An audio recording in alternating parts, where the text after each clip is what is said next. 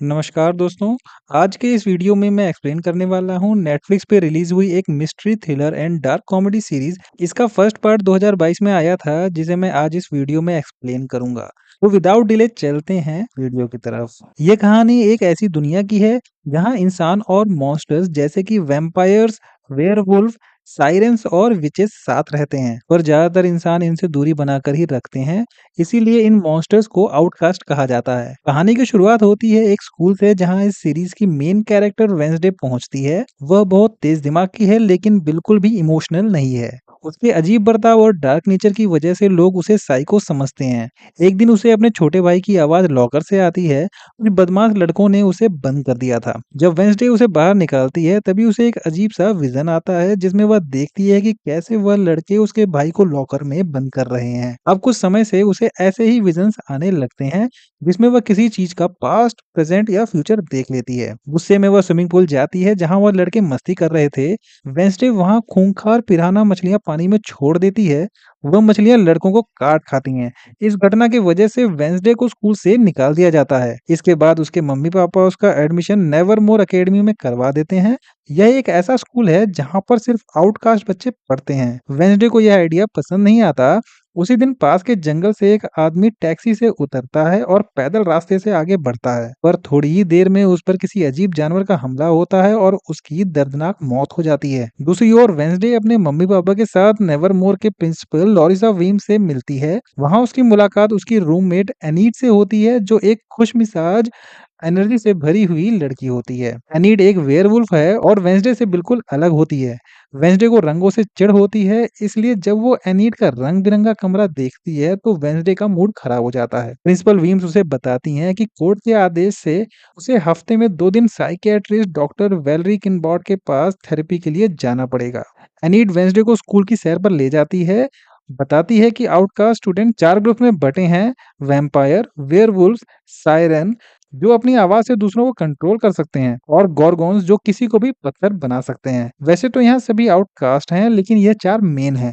थोड़ी देर के बाद वेंसडे के माता पिता उसे अलविदा कहते हैं और उसके साथ एक जासूस छोड़ जाते हैं, एक कटा हुआ हाथ जिसका नाम होता है थिंग। उधर पुलिस को जंगल में उस आदमी की लाश मिलती है जिसकी बॉडी बुरी हालत में पाई जाती है। इससे पहले 2 मर्डर यहाँ हो चुके हैं और शेरिफ को शक है इन सबके पीछे कोई आउटकास्ट है, लेकिन उनके पास कोई सबूत नहीं है। इधर वेंसडे और एनीड की आपस में बनती नहीं और दोनों में अक्सर झगड़ा होता रहता है। तभी एक टीचर मिस थॉर्नहिल जो कि स्कूल की अकेली ह्यूमन होती है वहां आती है और उनके झगड़े को सुलझा देती है। अगले दिन वेंसडे तलवारबाजी क्लास में जाती है जहां एक पॉपुलर सायरन लड़की बियांका पहले से प्रैक्टिस कर रही थी। वो एक लड़के रोवन को हरा देती है और फिर सबको चैलेंज कर देती है। वेंसडे उसका चैलेंज एक्सेप्ट करती है। दोनों के बीच काफी तगड़ा मुकाबला होता है लेकिन बियांका यहाँ पर जीत जाती है। हार के बाद जब वेंसडे बाहर निकलती है तभी एक पत्थर की मूर्ति उसके ऊपर गिरने लगती है, लेकिन एक लड़का जेवियर आकर उसकी जान बचा लेता है। बाद में वेंसडे अपने कमरे में कुछ लिख रही थी तो उसे लगता है कि जैसे कोई उस पर नजर रखे हुए है। वो थिंग को पकड़ लेती है और कहती है कि अगर वो वफादार नहीं बना तो वो उसकी उंगलियां काट देगी।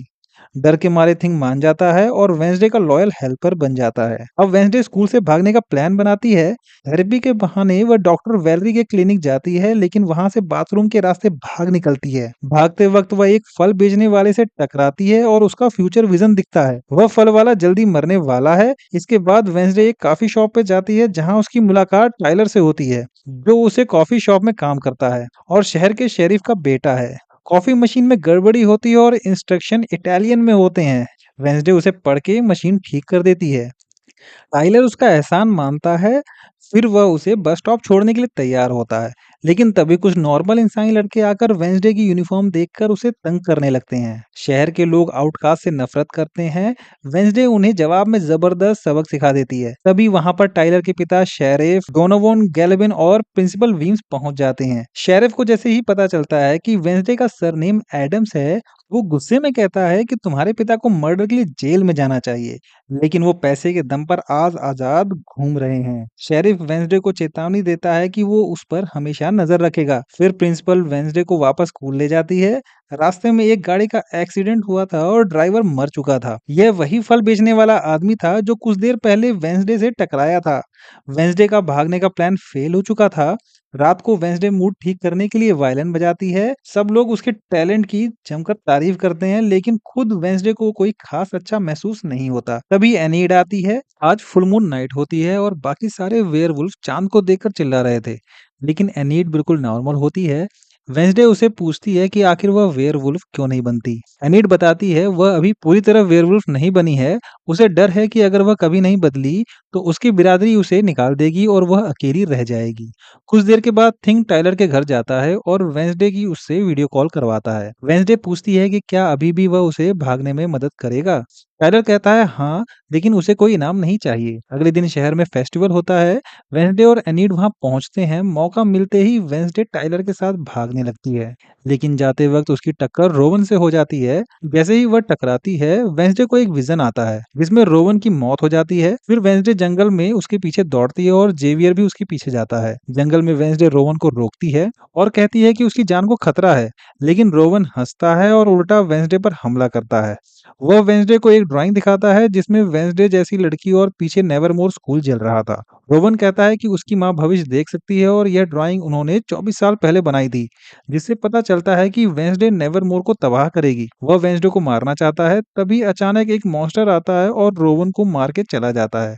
अगले दिन पुलिस जंगल में जांच करती है, लेकिन वहां कुछ नहीं मिलता, न खून न लाश। शेरिफ कहता है कि शायद वेंसडे को भ्रम हुआ है, लेकिन वेंसडे को पूरा यकीन है कि उसने जो देखा था वह सच था। फिर वेंसडे अकेले में शेरिफ से मिलने की इच्छा जताती है, लेकिन प्रिंसिपल मना कर देती है। शेरिफ के जोर देने पर वेंसडे को 5 मिनट का टाइम मिलता है। वेंसडे उसे बताती है कि जंगल में कोई मॉन्स्टर है जो रोवन और बाकी लोगों को मार रहा है और कोई उस पर से ध्यान हटाने की कोशिश कर रहा है। वो भी दरवाजा खुलता है और रोवन जिंदा अंदर आता है। वेंसडे और शेरिफ दोनों चौंक जाते हैं। एनीड से पूछने पर वेंसडे को पता चलता है कि रोवन एक अजीब लड़का था और उसके बारे में जेवियर ज्यादा जानता है। रात में वेंसडे रोवन की पेंटिंग देखती है। इसमें एक अजीब सा सिंबल बना होता है। अगली सुबह वह प्रिंसिपल से मिलने जाती है, लेकिन प्रिंसिपल कहती है कि रोवन को स्कूल से निकाल दिया गया है और वो आज ही जा रहा है। वेंसडे को स्कूल के क्लब्स ज्वाइन करने के लिए कहा जाता है। पहले वह सिंगिंग क्लब जाती है, फिर आर्चरी क्लब जिसमें जेवियर भी होता है। वहीं वह रोवन के बारे में पूछती है। जेवियर कहता है कि रोवन पहले से ही अजीब था, लेकिन हाल ही में उसका बिहेवियर और बिगड़ गया था। इसके बाद वेंसडे बी कीपिंग क्लब जाती है, जहाँ एक लड़का होता है यूजीन। तभी थिंग आता है और वेंसडे को बुलाता है। वेंसडे देखती है कि रोवन स्टेशन की ओर जा रहा था। वह थिंग को उसका पीछा करने को बोलती है। स्टेशन पर रोवन टॉयलेट जाता है, लेकिन बाहर कोई और आदमी निकलता है। असल में वह प्रिंसिपल विम्स होती हैं, जिसने रूप बदला था। थिंग यह देखकर हैरान हो जाता है। अगली सुबह में जेवियर वेंसडे को अपनी कला दिखाता है, जिससे वो ड्राइंग को जिंदा कर सकता है। दूसरी तरफ शेरिफ जंगल में छानबीन कर रहा था। टाइलर उससे मॉन्स्टर के बारे में पूछता है, लेकिन शेरिफ उसे कुछ नहीं बताता। फिर टाइलर की थेरेपी को लेकर बहस हो जाती है।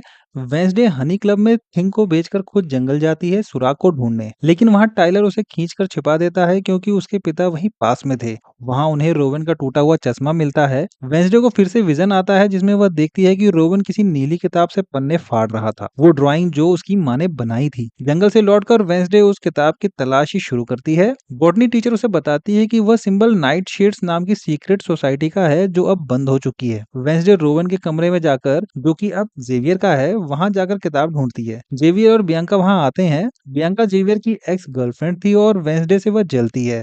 बियांका कहती है कि वो अगले दिन एडगर एलन पोक नाम के मुकाबले में एनीड को हराकर वेंसडे को नीचा दिखाएगी। एनीड रोती है क्योंकि उसकी टीम में एक लड़की बीमार हो गई है। वेंसडे उसकी जगह खुद टीम में शामिल हो जाती है।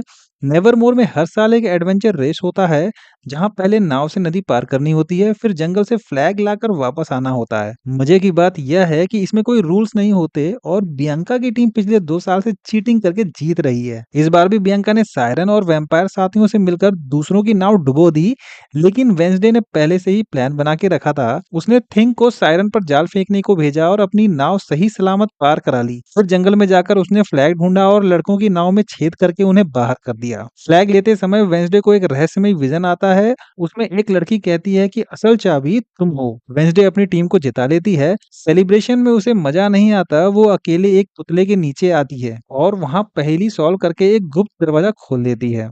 अंदर उसे वही नीली किताब मिलती है जिसमें रहस्यमयी ड्राइंग होती है। तभी कोई पीछे आकर उसके मुंह पर कपड़ा डाल देता है। वेंसडे को कुछ नकाबपोश लोग किडनैप कर लेते हैं। उसके हाथ पांव बंधे होते हैं और मुंह पर काला कपड़ा होता है। जब चेहरा खुलता है तो सामने कुछ लड़के लड़कियां खड़े होते हैं। एक गहरी आवाज पूछती है, हमारे सीक्रेट अड्डे का पता तुम्हें किसने बताया? वेंसडे आवाज से पहचान लेती है कि ये जेवियर है। थोड़ी ही देर में सभी अपना नकाब उतार देते हैं। यह नाइट शेड्स नाम का एक सीक्रेट क्लब है। वेंसडे को बताया जाता है कि यह क्लब 30 साल पहले बंद कर दिया गया था, लेकिन अमीर बच्चों की वजह से यह गुप्त रूप से अब भी चलता है। जेवियर कहता है कि वेंसडे को क्लब में शामिल करना चाहिए क्योंकि उसके पेरेंट्स भी इसका हिस्सा थे, लेकिन यह बियांका को मंजूर नहीं था। वेंसडे साफ कहती है कि उसे किसी सीक्रेट क्लब में कोई दिलचस्पी नहीं है। सब चौंक जाते हैं।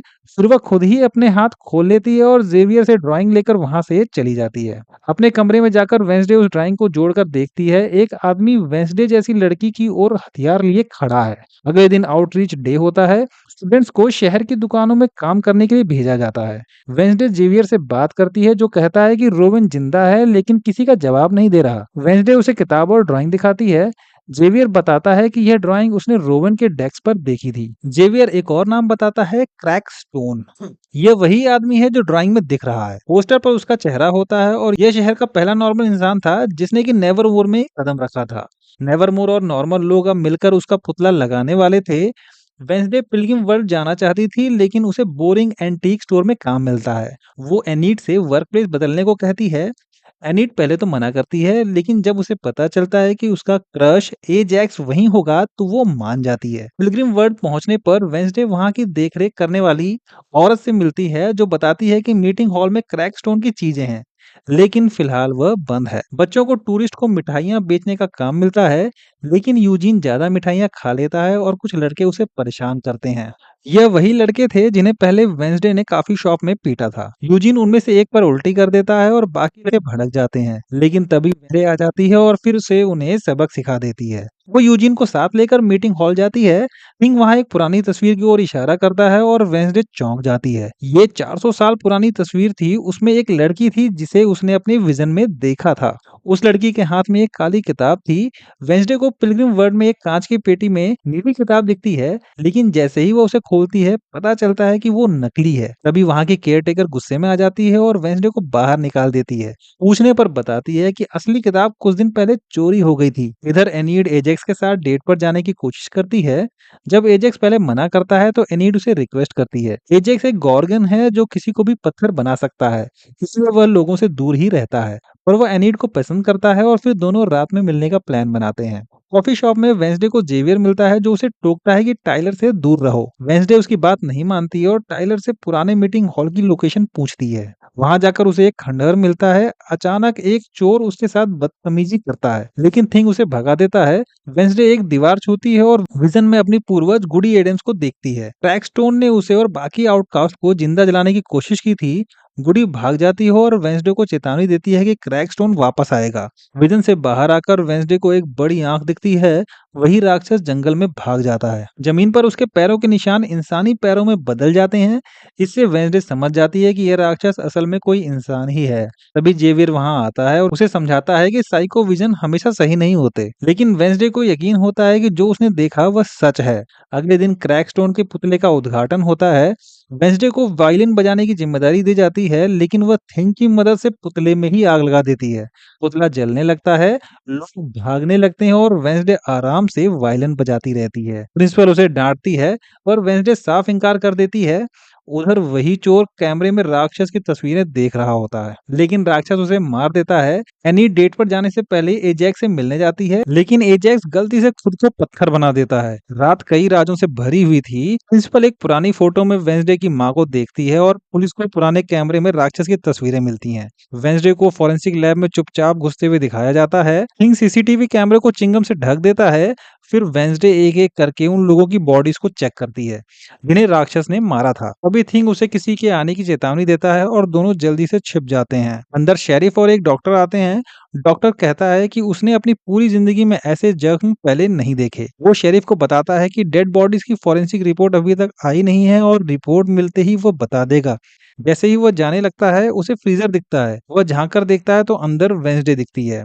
उसका चेहरा इतना सफेद होता है कि डॉक्टर उसे लाश समझ के ड्रॉर को बंद कर देता है। उसके जाने के बाद थिंग एक कंकाल के पीछे से बाहर आता है और वेंसडे को फ्रीजर से बाहर निकालता है। वेंसडे हॉस्टल पहुंचती है और यूजिन के साथ बैठकर उन लाशों की तस्वीर देखती है। वो बताती है कि राक्षस हर शिकार के शरीर से कुछ न कुछ काट कर ले जाता है, जैसे कि कोई ट्रॉफी रखता हो। लेकिन यह सब देखकर एनीट बेहोश हो जाती है। अगले सीन में वेंसडे बॉटनी की क्लास में होती है। वह देखती है कि जेवियर दर्द में है। वह बताता है कि वह तलवारबाजी करते वक्त उसे चोट लग गई थी। शनिवार को स्कूल में डांस पार्टी है और सब एक्साइटेड हैं। जेवियर उससे पूछता है कि क्या वह पार्टी में आ रही है, लेकिन वेंसडे साफ मना कर देती है क्योंकि उसे पार्टी में इंटरेस्ट नहीं है। तभी उसकी नजर जेवियर के गर्दन पर लगे चोट पर पड़ जाती है, जो उसे काफी अजीब लगती है। वो घाव तलवार से तो नहीं लगे हैं। वेंसडे को शक होता है कि जेवियर कुछ छुपा रहा है। क्लास के बाद वो उसका पीछा करती है और उसे जंगल में एक केबिन से बाहर आते हुए देखती है। जेवियर के जाते ही वेंसडे केबिन के अंदर जाती है, जहाँ उसे कई डरावनी पेंटिंग्स मिलती हैं जो राक्षस से जुड़ी होती हैं। कुछ पेंटिंग्स वह चुपचाप अपने पास रख लेती है, लेकिन तभी जेवियर वापस आ जाता है। वो पूछता है कि वेंसडे यहाँ क्या कर रही है। वेंसडे झूठ बोलती है कि वह उसे ढूंढने के लिए यहाँ आई थी। जेवियर कहता है कि ये उसका आर्ट रूम है, जो उसने प्रिंसिपल वीम्स की परमिशन से बनाया है। वेंसडे अंदर देखने की इच्छा जताती है, लेकिन जेवियर कहता है कि अंदर सब कुछ बिखरा पड़ा है। जब जेवियर पूछता है कि वह उसे क्यों ढूंढ रही थी, तो वेंसडे होमवर्क का बहाना बनाती है, लेकिन जेवियर पकड़ लेता है क्योंकि आज कोई होमवर्क नहीं मिला था। फिर वह मजाक में कहता है कि शायद वेंसडे उसे डांस के लिए पूछने आई होगी, और वेंसडे बात छुपाने के लिए उससे पूछती है क्या वो उसके साथ डांस पर जाएगा। बियांका यह सुन लेती है और वेंसडे को डांस पार्टी के लिए नई ड्रेस खरीदने ले जाती है, लेकिन वेंसडे को रंग बिरंगे कपड़े पसंद नहीं आते। वह बाहर ही रुक जाती है और जाते वक्त थिंग एक दुकान की ओर इशारा करता है, जहाँ एक खूबसूरत काली सी ड्रेस रखी होती है। वेंसडे को वह पसंद आ जाती है, लेकिन फिर भी वह नजरअंदाज करके शेरिफ से मिलने चली जाती है। पुलिस स्टेशन में वेंसडे शेरिफ के हाथ में वही पेंटिंग देखती है जो उसने जेवियर के आर्ट रूम से चुराई थी। वो कहती है कि उसे केस सुलझाने में मदद करनी है। शेरिफ पूछता है कि यह पेंटिंग किसने बनाई, लेकिन जब तक वो वेंसडे को तहकीकात में शामिल नहीं करता, वेंसडे कुछ बताने से इनकार कर देती है। शेरिफ उसे पढ़ाई पर ध्यान देने को कहता है। जैसे ही वेंसडे वहां से जा रही होती है, शेरिफ को मेयर का कॉल आता है, जो कि केस की अपडेट पूछता है। झुंझलाकर शेरिफ वेंसडे को रोकता है और कहता है कि अगर तुम्हारे पास कोई ठोस सबूत हो, तभी मेरे पास आना। बाहर वेंसडे की टाइलर से मुलाकात होती है, तो वो पूछता है कि वह किसके साथ पार्टी में जा रही है। जब वेंसडे बताती है कि जेवियर के साथ, तो टाइलर थोड़ा सैड होकर चला जाता है। वेंसडे उसे रोकती है और पूछती है कि आखिर तुम इतना दुखी क्यों हो। टाइलर कहता है कि उसे लगा था कि उनके बीच में सिर्फ दोस्ती नहीं, कुछ ज्यादा है, लेकिन अब वह कंफ्यूज्ड है कि वेंसडे ऐसा सोचती भी है कि नहीं। वेंसडे कहती है कि वह अभी बहुत सारी चीजों में उलझी हुई है। टाइलर चुपचाप चला जाता है। वेंसडे यूजीन के साथ बीच क्लब में होती है। वहां वह सारी क्लूज की तस्वीरें दीवार पर चिपकाती है। यूजिन को इससे कोई दिक्कत नहीं होती। तभी यूजिन की नजर एक फोटो पे जाती है, जिसमें राक्षस के पीछे एक गुफा दिख रही होती है। वह कहता है कि उसने वह गुफा पहले भी देखी है और वेंसडे को वहां ले जाता है। गुफा के अंदर बहुत सारी हड्डियां पड़ी होती हैं और एक दीवार पर लोहे की जंजीर होती है। वेंसडे को वहां राक्षस की एक दांत गड़ा हुआ मिलता है, जिसे वह अपने पास रख लेती है। फिर वह जेवियर के आर्ट रूम में जाती है ताकि उसका कोई बाल या खून मिल सके, जिससे कि डीएनए टेस्ट किया जा सके। उसे वहां पर खून लगा कपड़ा मिलता है, लेकिन तभी पीछे से जेवियर आ जाता है और वेंसडे चौंक जाती है। वेंसडे जेवियर से पूछती है कि उसने राक्षस की हूबहू तस्वीर कैसे बनाई। जेवियर बताता है कि वह राक्षस उसके सपनों में आता था, उसी के आधार पर उसने यह पेंटिंग बनाई है। लेकिन वेंसडे को उसकी बातों पर विश्वास नहीं था। उसे शक है कि कहीं जेवियर ही राक्षस तो नहीं है। वह उस पर इल्जाम लगाती है। जेवियर सफाई में कहता है कि एक बार उसने खुद वेंसडे की जान बचाई थी। इस पर वेंसडे जवाब देती है कि राक्षस ने भी एक बार उसे रोवन से बचाया था। इसका मतलब यह नहीं कि वह भरोसेमंद है। जेवियर समझ जाता है कि वेंसडे ने जो डांस पार्टी का बहाना बनाया था, वह दरअसल उसे चकमा देने के लिए था। वो गुस्से में वेंसडे से कहता है कि अब यहाँ से निकल जाओ। वेंसडे सीधा पुलिस स्टेशन जाती है और शेरिफ को राक्षस का दांत और जेवियर के खून से सना कपड़ा देती है। शेरिफ तुरंत दोनों चीजें डीएनए टेस्ट के लिए भेज देता है। अगले दिन वेंसडे यूजीन से कहती है कि अब दोनों के पास कोई डांस पार्टनर है नहीं, क्यों न जंगल जाकर तहकीकात की जाए। यूजिन को आइडिया पसंद आता है। इधर बियांका जेवियर के साथ पार्टी में साथ चलने को बोलती है। अब जब उसके पास कोई डेट है नहीं, तो जेवियर मान जाता है। वहीं थिंक वेडनेसडे के नाम से एक नकली चिट्ठी टाइलर के टिप बॉक्स में डाल देता है, जिसमें उसे पार्टी के लिए इनवाइट किया गया था। पार्टी की रात स्कूल पूरी तरह से डेकोरेटेड था। प्रिंसिपल वीम्स और बॉटनी टीचर बच्चों को वेलकम कर रहे होते हैं। बॉटनी टीचर वीम्स से पूछती हैं कि जब वो स्कूल में थी तो उसका डांस एक्सपीरियंस कैसा रहा। वीम्स बताती है कि उसने जिस लड़के से डांस के लिए पूछा था उसने मना कर दिया था, और वो लड़की जिसके लिए मना किया वह कोई और नहीं बल्कि वेंसडे की माँ थी। इधर हॉस्टल में वेंसडे यूजीन के साथ जंगल जाने की तैयारी कर रही थी। तभी दरवाजे पर दस्तक होती है और वेंसडे को लगता है यूजीन होगा, लेकिन दरवाजे पर टाइलर खड़ा था पार्टी के लिए पूरी तरह तैयार होकर। वेंसडे हैरान हो जाती है, दरवाजा बंद करके जल्दी से डांस के लिए ड्रेस ढूंढने लगती है। तभी थिंग उसे वह काली ड्रेस दिखाता है जो वेंसडे को पहले बहुत पसंद आई थी। थिंग उसे चुपचाप चुरा लाया था। जब वेंसडे वह ड्रेस पहनकर बाहर आती है तो टाइलर उसे देखकर दंग रह जाता है, क्योंकि वो बहुत सुंदर लग रही थी। लेकिन उसी वक्त यूजीन अकेले ही जंगल की तरफ निकल पड़ता है। पार्टी में वेंसडे टाइलर के साथ पहुंचती है, वहां उसे एनीट दिखती है जो मेयर के बेटे लूकस के साथ आई थी। वेंसडे हैरान होती है क्योंकि वह पहले ही एनीट को लूकस से दूर रहने की चेतावनी दे चुकी थी। एनीट बताती है कि वह लूकस के साथ सिर्फ अपने एक्स एजेक्स को जलाने के लिए आई है, क्योंकि एजेक्स डेट पर नहीं आया। एनीट को लगा कि शायद एजेक्स को उसमें दिलचस्पी नहीं है।